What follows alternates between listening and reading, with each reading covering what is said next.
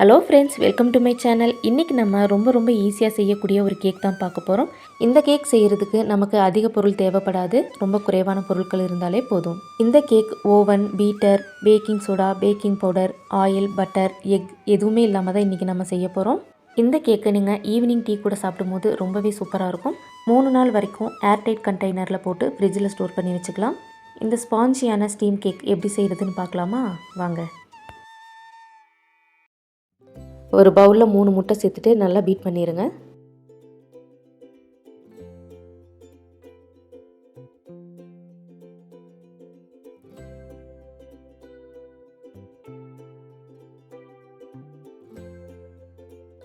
நல்லா பீட் பண்ணதுக்கப்புறமா இது கூட 1.5 கப் மைதா சேர்த்துக்குங்க.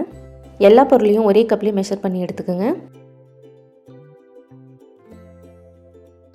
இது கூட 1 டீஸ்பூன் ஈஸ்ட் சேர்த்துக்குங்க. நல்ல குவாலிட்டியான ஈஸ்ட்டாக எடுத்துக்கோங்க. 1/2 கப் சர்க்கரை சேர்த்துக்குங்க. வாசனைக்காக 1/2 டீஸ்பூன் வெண்ணிலா எசன்ஸ் சேர்த்துக்குங்க. வெண்ணிலா எசன்ஸ் இல்லைனா கொஞ்சமாக ஏலக்காய் தூள் கூட சேர்த்துக்கலாம்.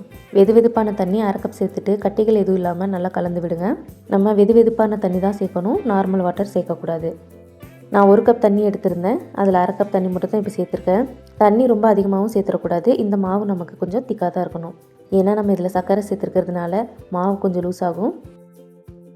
பேட்டர் நமக்கு நல்லா நைஸாக ஸ்மூத்தாக வரணும், அது வரைக்கும் நல்லா கலந்து விடுங்க.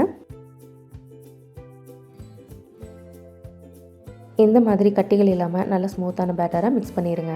இந்த பேட்டர் இந்த அளவுக்கு திக்காக இருக்கணும். இதை விட தண்ணியாகவும் இருக்கக்கூடாது, ரொம்ப திக்காகவும் இருக்கக்கூடாது. இதுதான் கரெக்டான பக்குவம். இந்த மாதிரி ஓரங்களில் இருக்கிற மாவெல்லாம் எடுத்து விட்டுருங்க. இந்த மாவில் நம்ம ஈஸ்ட்டு சேர்த்துருக்கிறதுனால அது ஆக்டிவேட் ஆகிறதுக்காக 1 மணி நேரம் மூடி வச்சுருங்க. இப்போ நமக்கு கரெக்டாக 1 மணி நேரம் ஆகிருக்கு. இப்போ இது கூட நீங்கள் விருப்பப்படுற நட்ஸ் எல்லாம் கட் பண்ணி சேர்த்துக்கலாம். நான் இன்றைக்கி கொஞ்சமாக டூட்டி ஃப்ரூட்டி சேர்த்துருக்கேன். இது கூடவே ட்ரை கிரேப்ஸ் கொஞ்சமாக கட் பண்ணி சேர்த்துருக்கேன்.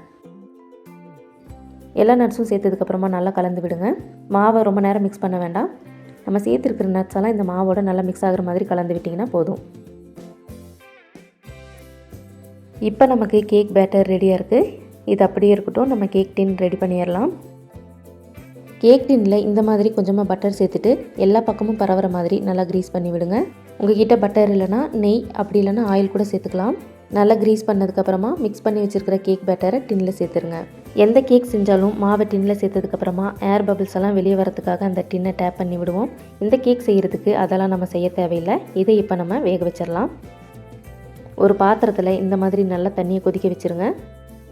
அதுக்கு மேலே இந்த மாதிரி ஒரு ஸ்டீமர் பிளேட் வச்சுருங்க. ரெடி பண்ணி வச்சுருக்கிற கேக் டின்னு அந்த பிளேட்டுக்கு மேலே வச்சுட்டு மூடி போட்டு மூடிடுங்க. ஸ்டவ்வை மீடியம் ஃப்ளேமில் வச்சுட்டு 40லேருந்து 45 நிமிஷம் வரைக்கும் நல்லா வேக வச்சுருங்க. பாத்திரத்தில் தண்ணி குறைஞ்சதுன்னா கொஞ்சமாக சேர்த்துட்டு நல்லா வேக வைங்க. 45 நிமிஷம் ஆனதுக்கப்புறமா டூத் பீக் இல்லைனா கத்தி வச்சுட்டு இந்த மாதிரி குத்தி பாருங்கள். அதில் மாவு ஒட்டாமல் வரணும். கேக் சரியாக வேகலைன்னா இந்த மாதிரி குத்தி பார்க்கும்போது அதில் மாவு ஒட்டி இருக்கும். அந்த மாதிரி இருந்தால் மறுபடியும் 20 நிமிஷம் நல்லா வேக வச்சுருங்க. இந்த மாதிரி மாவு ஒட்டாமல் க்ளீனாக இருந்தால் கேக் நல்லா வெந்திருக்குன்னு அர்த்தம். இந்த மாதிரி நல்லா வெந்ததுக்கப்புறமா ஸ்டவ் ஆஃப் பண்ணிவிட்டு இதை நல்லா ஆற வச்சுட்டு வெளியே எடுங்க. உடனே எடுத்தால் கூட நமக்கு இந்த டின்லேருந்து ஈஸியாக வெளியே வந்துடும். ஆனால் கட் பண்ணும்போது கேக் கத்தியில் ஒட்டிக்கும். அதனால் நல்லா ஆற வச்சதுக்கப்புறமா கட் பண்ணுங்கள். இது நல்லா ஆறட்டும், அதுக்கப்புறமா பார்க்கலாம். கேக் நல்லா ஆறினதுக்கப்புறமா ஒரு பிளேட்டுக்கு மாற்றிடுங்க. கத்தியை வச்சுட்டு ஓரங்களெல்லாம் எடுத்து விட தேவையில்லை. இந்த மாதிரி சும்மா லைட்டாக கமுத்துனீங்கனாலே போதும். ரொம்ப ஈஸியாகவே நமக்கு கேக் வெளியே வந்துடும். கேக் நல்லா ஆறுனதுக்கப்புறமா கட் பண்ணுங்கள். இந்த கேக்கை ரூம் டெம்பரேச்சரில் தான் ஆற வைக்கணும், ஃப்ரிட்ஜிலலாம் வச்சு ஆற வைக்கக்கூடாது.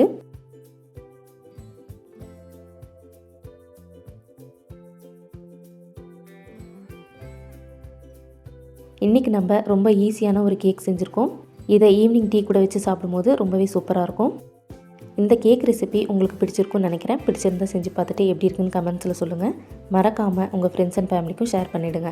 நம்ம சேனலை சப்ஸ்கிரைப் பண்ணாதவங்க சப்ஸ்கிரைப் பண்ணிக்கோங்க. பக்கத்தில் இருக்க பெல் ஐக்கானையும் கிளிக் பண்ணிவிடுங்க. இந்த ரெசிப்பியில் வர ஒவ்வொரு பொருளோட அளவையும் நான் டிஸ்கிரிப்ஷனில் கொடுக்குறேன், மறக்காமல் செக் பண்ணி பாருங்கள். இவ்வளோ நேரம் நம்ம வீடியோவை பார்த்ததுக்கு ரொம்ப நன்றி. இன்னொரு சூப்பரான இன்ட்ரெஸ்டிங்கான ரெசிபியோடு வர வரைக்கும் பாய்.